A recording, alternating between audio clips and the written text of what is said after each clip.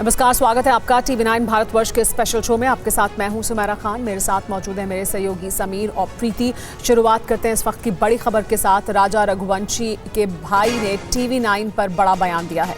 सोनम ने कातिलों से कहा मार डालो इसको, ये कहा है राजा रघुवंशी के भाई ने। उनको अब ये जानकारी मिली है हमलावरों और सोनम पर राजा भारी पड़ गया था, ये उन्हें बताया गया है। घायल होने के बाद भी राजा सबसे लड़ता रहा।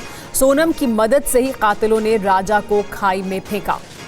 राजा रघुवंशी के भाई ने अब ये खास बातचीत में कहा है TV9 भारतवर्ष से, जो अब राजा रघुवंशी के भाई को जानकारियां मिल रही हैं। उसके मुताबिक उनका ये कहना है कि मदद की सोनम ने और उसकी मदद से ही राजा को खाई में फेंका गया।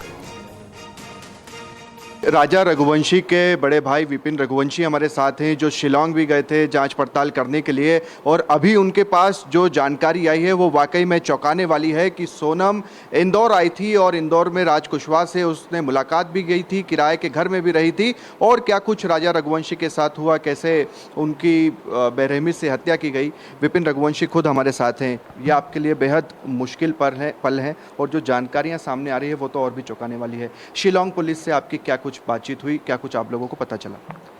देखिए, हमारी बातचीत उनसे ये हुई है तो सोनम की प्लानिंग पे जो थी पहले, सोनम की प्लानिंग इसमें ऐसी थी पहले, तो सोनम जो चाहती थी तो राजा को जो 3 किलरों ने बुलाया गया था वहाँ पे, उन 3 किलर के द्वारा जो है एक हादसा दिखा के उसको धक्का देते हुए पहाड़ी में धक्का देके हादसा देखना चाह रहे थे वो लोग पहले। उसमें ये लोग सफल ना होते हुए फिर इन लोगों ने क्या करा, जब सफल नहीं हुआ, जब राजा इन पे तीनों जनों पे और सोनम पे हैवी हो चुका था, तो क्योंकि राजा जिम जाता था तो इन लोगों पे तो हैवी होना उसका वजह था, तो पीछे से किसी ने उसके गले पे वार करा। पहले विशाल नाम के आरोपी ने पीछे से गले पे वार करा। उसके वार करने के कारण राजा उसके बाद भी डटा रहा, उनसे लड़ता रहा। फिर सोना पीछे चिल्लाती है मार डालो उसको तो फिर पीछे से एक व्यक्ति पीछे से तलवार मारता उसके सिर पे, जो किस कारण जो राजा नीचे गिर चुका होता है।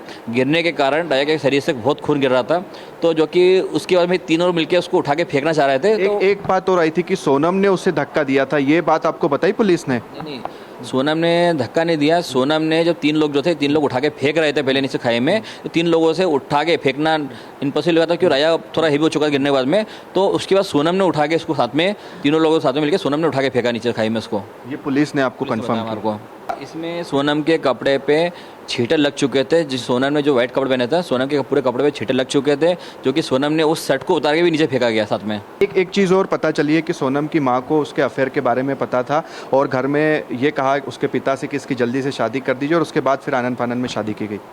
देखिए, इसमें जो है इसकी मम्मी को पूरा पता है, इसकी पूरी जानकारी है, क्योंकि हम लोगों को इतना पता है, अभी हमारे परिवार द्वारा हमको मालूम पड़ा इसके अंदर है।